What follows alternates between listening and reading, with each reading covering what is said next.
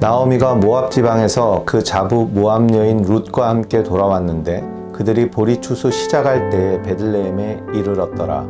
룻이 가서 베는 자를 따라 밭에서 이삭을 줍는데 우연히 엘리멜렉의 친족 보아스에게 속한 밭에 이르렀더라.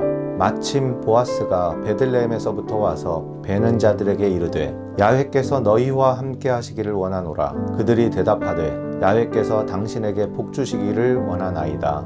룻은 시어머니 나오미와 함께 베들레헴에 도착했습니다. 운이 참 좋았습니다. 때마침 추수를 시작할 때 베들레헴에 도착한 것입니다. 추수를 시작하기 일주일 전이나 아니면 일주일 후에만 도착했더라도 룻과 나오미는 이삭을 주어 연명하기 매우 힘들었을 것입니다. 행운은 여기에서 끝나지 않았습니다.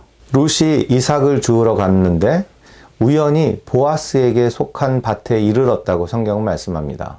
보아스는 룻의 시아버지 엘리멜렉의 친족이었습니다. 그것도 나오미와 룻을 책임져야만 하는 그런 큰 책임이 있는 가까운 친족 중 한 명이었습니다.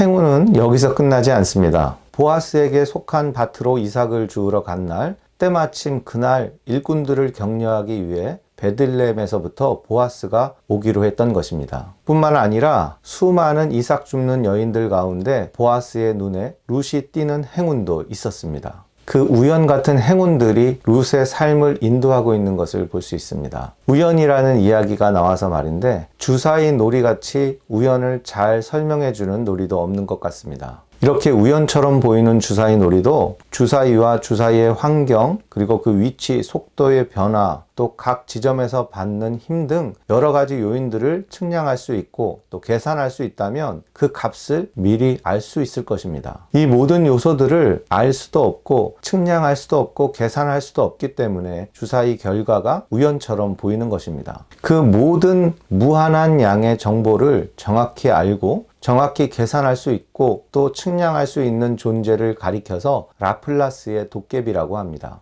모든 것을 알고 모든 것을 측량할 수 있고 모든 것을 계산할 수 있는 라플라스의 도깨비에게는 우연이란 없습니다. 과거이든 현재이든 미래이든 그 모든 것을 알 수 있고 또 미리 예측할 수 있기 때문입니다. 라플라스의 도깨비와 같은 존재가 있다면 주사위 놀이는 더 이상 우연의 놀이가 아닐 것입니다. 그런데 우리 인간들은 라플라스의 도깨비가 되려고 합니다. 모든 요소들을 계산하고 또 계획하고 특정할 수 있다고 생각합니다. 하지만 작은 변화 요소에도 모든 것이 달라지는 상황을 경험하게 됩니다. 나비 효과라는 말을 들어보셨을 것입니다. 에드워즈 앤 로렌즈라는 기상학자가 있었는데 그는 날씨를 정확하게 예측하기 위해 12가지 매개 변수를 가지고 공식을 만들고 그것을 컴퓨터로 돌려서 정확한 예측값을 계산하려 했습니다. 한 번은 그는 플로리다주의 날씨를 가지고 실험을 했는데 날씨가 맑음이라는 결과를 얻을 수 있었습니다. 로렌즈는 그 결과값을 재확인하기 위해서 컴퓨터를 다시 돌렸는데 이번에는 태풍이라는 완전히 다른 결과를 얻게 되었습니다.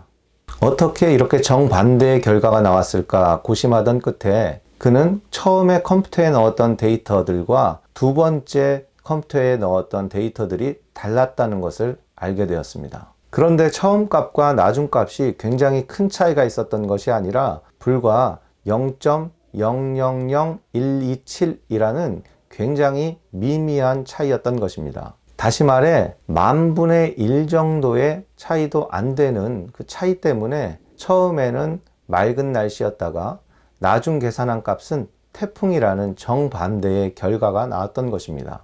로렌즈 박사는 1972년 미국 과학진흥협회에서 브라질에서 나비가 날개짓하면 텍사스에서 토네이도가 일어날까라는 강연의 제목을 했고 여기에서 나비 효과라는 말이 유래되었습니다. 그러니까 나비 효과라는 말은 굉장히 작은 요소에도 그 결과가 매우 달라질 수 있다는 말을 의미하는 것입니다. 우리는 우리의 삶을 계획하고 계산하고 통제하려고 합니다. 심지어 크리스찬이라 할지라도 내 사업이나 직장이나 가정에서 모든 것을 계산하고 예측하려 하고 또 그 결과를 통제할 수 있다고 오해하며 살아갑니다. 그러나 우리가 살면서 예기치 못하는 아주 작은 요소에 우리가 생각했던, 계산했던 그 결과가 완전히 달라지는 것을 경험하게 됩니다. 모든 것을 아는 것처럼, 모든 것을 계산할 수 있고 예측할 수 있다는 것처럼 살아가는 것이 우리 인생이며, 또한 크리스찬이라 할지라도 거기에서 예외는 아닌 것 같습니다.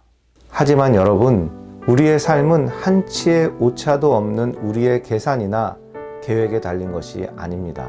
우리의 삶을 이끌어가는 것은 하나님의 손길이며 하나님의 섭리인 것입니다. 그러한 하나님의 손길, 하나님의 섭리는 우리의 눈에 보이지 않고 우리의 손에 잡히지 않기 때문에 마치 우연처럼 보일 수 있습니다. 하지만 모든 것을 알고 있고, 모든 것을 계산할 수 있고, 계획할 수 있고, 통제할 수 있는 라플라스의 도깨비와 같은 존재, 바로 무소부지하시고 전지전능하신 우리 하나님께는 더 이상 그것이 우연이 아닙니다. 그렇다고 해서 우리가 삶을 계획하지도 계산하지도 말라는 말씀은 아닙니다. 다만 나의 계획과 다르다고, 나의 계산과 다르다고 실망하거나 좌절하거나 포기하지 말라는 말씀입니다. 다만 여러분의 삶을 전능하신 하나님의 손길에 맡겨드리십시오. 하나님께는 아니겠지만 연약하고 부족한 내 눈에는 우연처럼 보이는 하나님의 행운을 기대하십시오.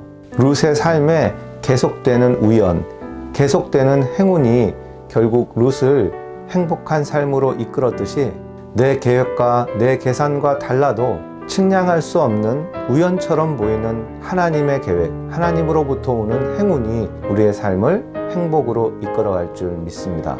오늘도 그런 하나님의 우연, 하나님의 행운을 기대하며 살아가는 저와 여러분이 되시기를 주님의 이름으로 축원합니다.